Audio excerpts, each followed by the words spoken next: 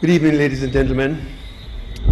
First, I wish to thank Professor Patrick Henry and the organizing staff of this colloquium for inviting me to make a presentation on a topic which is very close to my heart.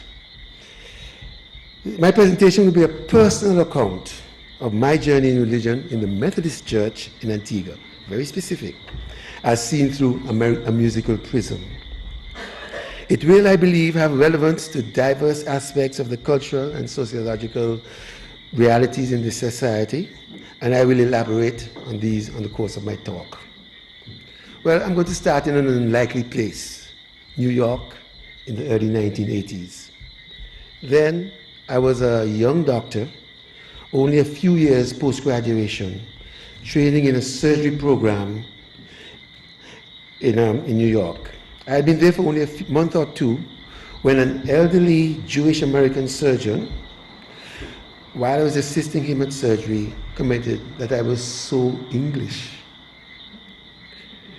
Now, I was taken aback because I had never been to England by that time. My only sojourns outside of the Caribbean had been to the US and to Venezuela. And I had no empathy for what he was saying, and I thought he was being a bit odd. But he was very insistent and emphatic, and in deference to his position, I let it pass.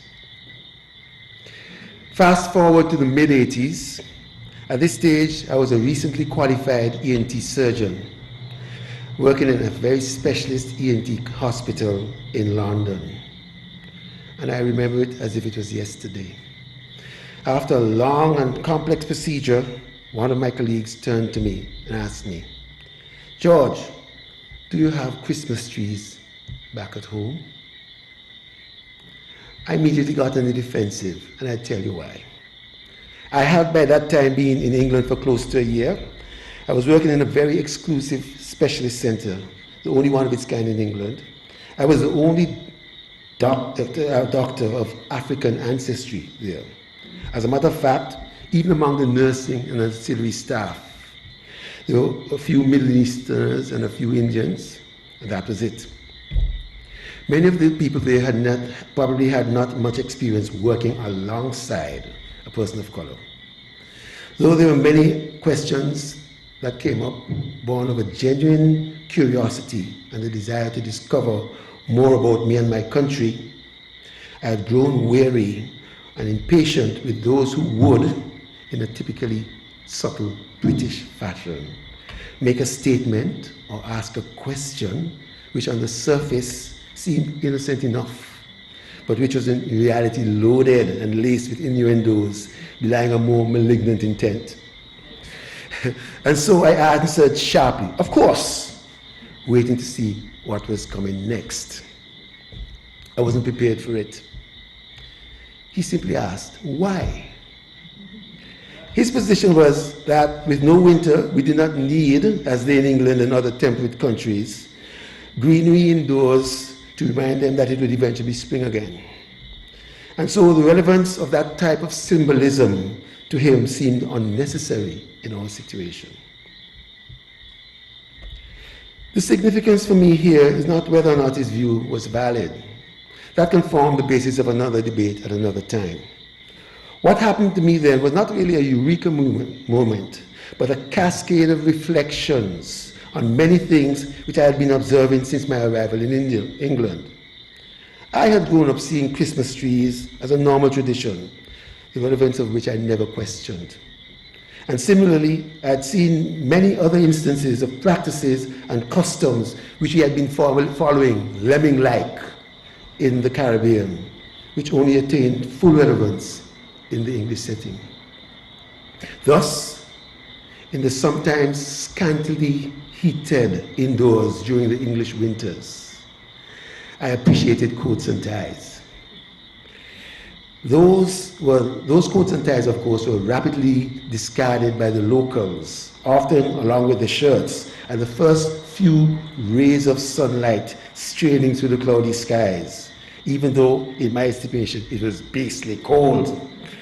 Meanwhile, back at home, many of us felt the need to struggle through the humid Caribbean summers in suits because of the sense that it was right and appropriate. Also, I was slightly shocked to see in England the nurses were wearing open-toed sandals without stockings for working wards during the summer, as they had distressing sweating of their feet. Similar behavior would not have been tolerated in Jamaica, where I was coming from, no matter what the temperature was. The music of Elgar and Handel, the poems and literature of Keats, Wordsworth, Shakespeare, and Dickens now seem so right, so much more appropriate and understandable when I was in England. Living and working in England taught me much about myself, my upbringing, and my education. I realized that many things we did in that post-colonial outpost of the West Indies were not for ourselves or for our convenience in our environment, but rather the result of conditioning and indoctrination in the habits and customs of a society far, far away. I only then began to understand what Dr. Aronson had said in New York years before.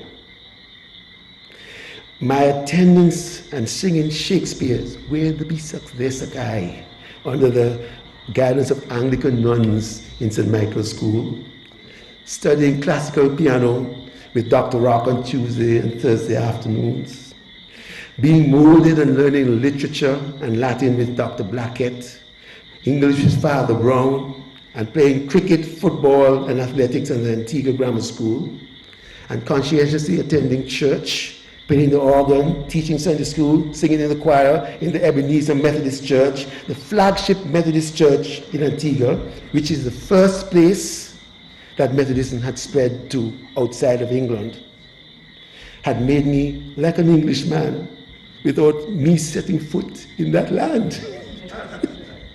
Yet, I was definitely not English, and this was brought home to me in no uncertain terms. So I returned to Antigua in the late 80s with a family, including 2 young children, because I'm a firm believer that the church is an institution which can play an important role in the supplementing of the duties of a parent in the moral, civic, and educational development of a youth. I wasted no time in reconnecting with my Methodist roots. I found to my chagrin that the methods and approaches of the church I left in the 70s had not changed much.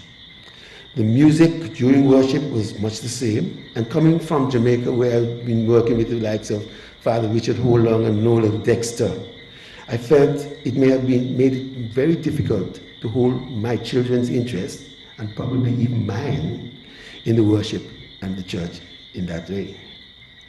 With that in mind, I channeled my musical energies into producing alternative forms of music for the church, both by my approach to organ playing and by arranging existing tunes and composing new ones in styles which I thought might have been more attractive to the young. This also involved working with my young son. The first piece which I played, an arrangement of the well-known hymn, All Things Bright and Beautiful, was one which I accompanied him on the recording church and concerts, both in Antigua and abroad. Rearrangement of hymn tunes into contemporary styles was followed by the composition of new tunes to existing hymns. I'll now break to give an example of these methods by using the well-known and important Christian hymn, When I Survey the Wanderer's Cross. I'll play first the traditional tune, then we'll be joined by the pan virtuoso, a real virtuoso, Cordis, to play it in an alternative style, and then finally Nadine Jeffrey Blackman, one of Antigua's premier soloists, she will sing the hymn to an alternative tune, which I composed nearly 10 years ago. I've been fortunate to work with many talented musicians over the past 25 years, and these are among the best at their craft. Ladies and gentlemen, Cordis and Nadine Blackman.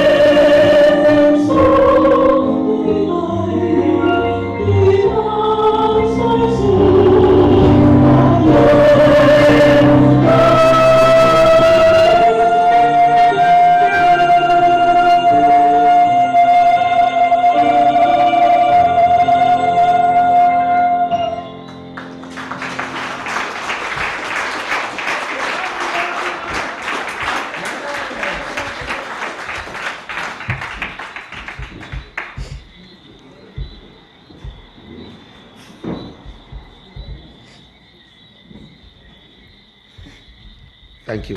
They're great, aren't they? Yes. Yes. Yeah. In the early 2000s, a Trinidadian minister called George Mulrain became the president of the Methodist Conference for the Caribbean. Because of Antigua's important history in Caribbean Methodism, the seat of power for this organization is here in Antigua at Scotts Hill. Dr. Mulrain encouraged me to write new hymns in indigenous Caribbean styles for communal singing, not necessarily for performance as I had been wont to do. We collaborated on a number of compositions which were well received and utilized in other countries in the Caribbean. The most well-known and popular being the next item, entitled, I Just Want to Follow Jesus. And I think it's instructive to talk about this particular hymn for a while. This was the first one that we did together, following what was to become our traditional formula of me coming up with a tune, with a chorus or a hook, and then passing it on to him, and he crafted the words. It has been used for the theme for the Methodist Synod in Jamaica for 2 years running. It was the theme for the Jamaican Anglican youth. It's regularly and extensively used in Belize, Curacao, and other Methodist territories in the wider Caribbean. Its use has been requested by the Moravian Church. It has been used as a theme song for ordinations and special dedications. Its origin and history has been specially analyzed, featured, and presented in non-Methodist congregations in Jamaica. And we've got testimonials from the Caribbean and the US, where it has been sung and been a source of inspiration and comfort. When unannounced, I randomly visited a Methodist church in Georgetown and introduced myself as a hymns composer. Some young people at the piano there immediately played and sang it and some others of my songs without written words or music. And there are many similar stories. But here, in the Antigua Methodist Church, despite it being written here, first sung here, and used with positive response in a number of musical productions, it and other hymns of its genre are seldom used in regular worship. Actually, it may be probably more often used spontaneously here in the local Catholic Church, and it's instructive to analyze the possible reasons why. First, it's common that local efforts in Antigua and many other parts of the Caribbean are automatically seen as being of less value, unless validated from outside. It's not unlikely that this song might have enjoyed more success if it had originated somewhere else, And this has both a causative and a derivative dimension, which I will address later. Now, more importantly, I see this and other hymns, similar hymns, suffering from a historically entrenched anti-Creole bias in Antiguan culture. One of the manifestations being the attitude of the traditional established Antiguan churches to Caribbean music. Most persons growing up in and before the 1970s would have experienced this. No penna on a Sunday used to be the established law in most Antiguan middle-class households. As a young boy, I used to be threatened with blows for putting a little swing into the music I was playing if it was on a Sunday. And I have to admit that to this day, I often have a lot of difficulty singing Caribbean music in church, even some of what I have composed myself, because of these taboos instilled in me in my childhood. So I can understand when a relative of mine, steeped in classical and traditional church music, could look me in the eye and state categorically that when he hears some of this music that I've written for church, all he can think about is going down Market Street in a steel band with a bottle of rum in one hand and a woman in the other. And I can imagine that only my position in society as a medical doctor and Dr. Mulrane's position as the head of the church suppressed the responses of some in our church to reluctant participation and off-the-record mutterings. Still, there's another important factor that could account for the perception that the music is more enthusiastically received in denominations other than Methodism. And this is it. Just a minute.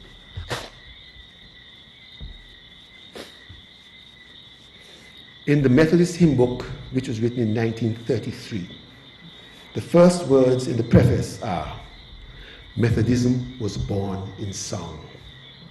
And this is so true. Charles Wesley, the brother of the Methodist Foundation, founder John, was one of the greatest and most prolific hymn writers of all time, penning more than 6,000 hymns. Hymns traditionally guide many Methodists in doctrine and are often much more referred to and quoted by them than even the Bible on which they're based. Thus, the replacement of this traditional hymn book by a new Caribbean hymn book containing some new hymns, including a number of mine, and omitting a number of the older ones, caused an intense reaction and backlash in some influential sectors of the Antigua Methodist community. They saw this move as bordering on heresy and have refused to accept it even to this day. So they prefer to use the 1933 hymn book that came, last century, than the new Caribbean Methodist hymn book, which was written and produced 2 years ago. All right, so hopefully this analysis will give an explanation of why I think Antiguan Methodism has reacted in this way. Now, Can and I will now play that song, I Just Want to Follow Jesus, much in the same way we did in the Ebenezer Methodist Church a year ago. It's important to recognize that a parallel component of our Creole culture, the steel pan, suffered similar discrimination by the established church, resulting in it being cautiously accepted only after about 20 years of its existence. Happily, the steel pan is now well accepted, with pans associated with many churches, including Ebenezer Methodist. Ladies and gentlemen, Can Cordis.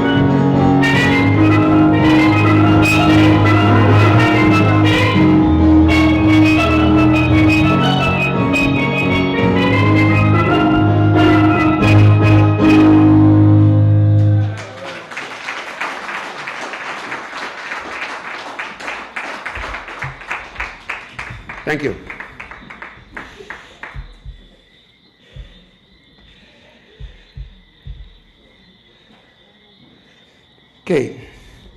Okay, now you may recall that I became involved in this mission in an attempt to make church more attractive to my children and other young people.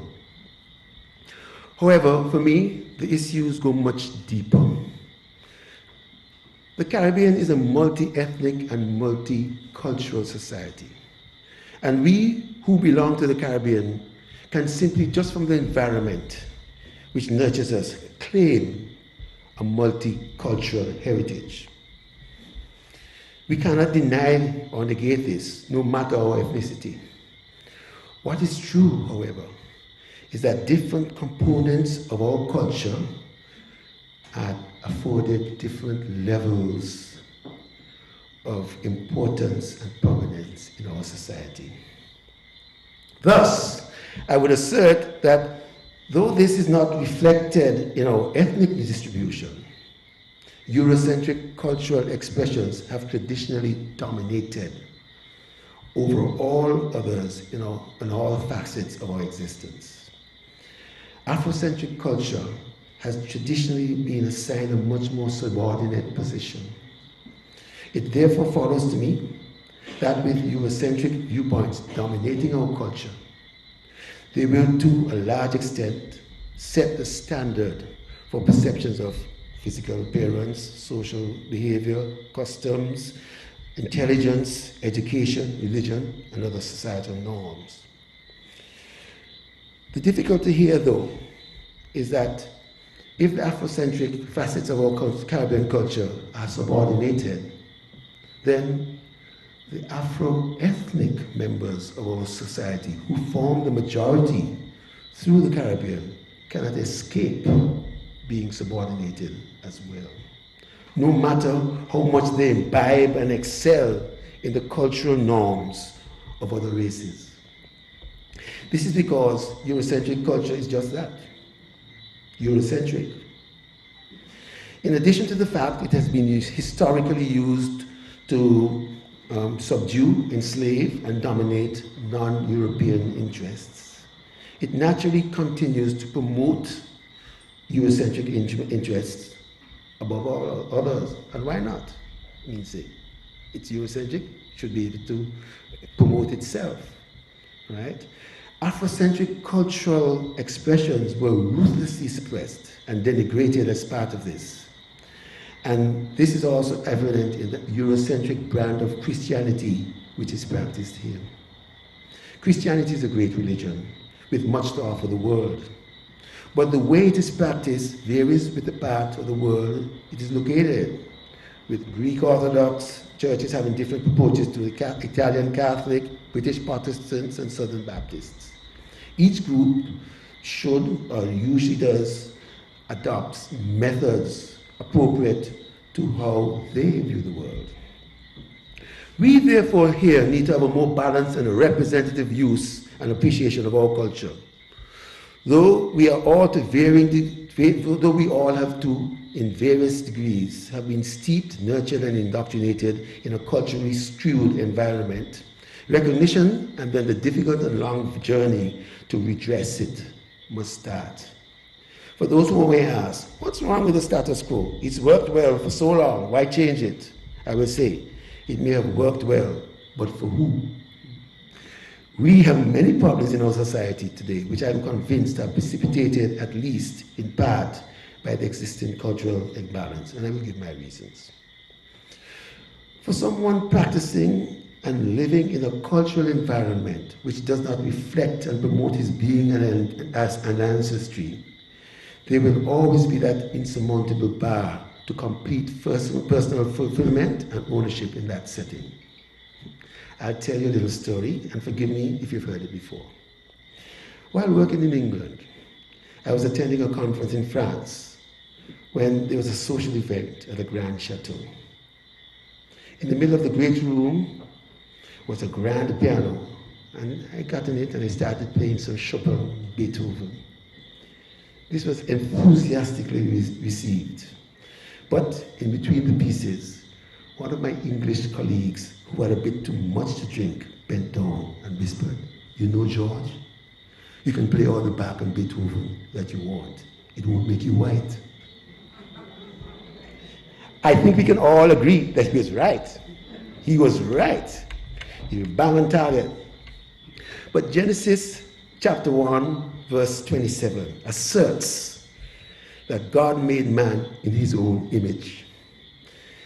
If, however, in our church and worship, we are subliminally told that our inherent culture is either unwelcome or at least, or at best, relegated to a second place status, then what does it say about us?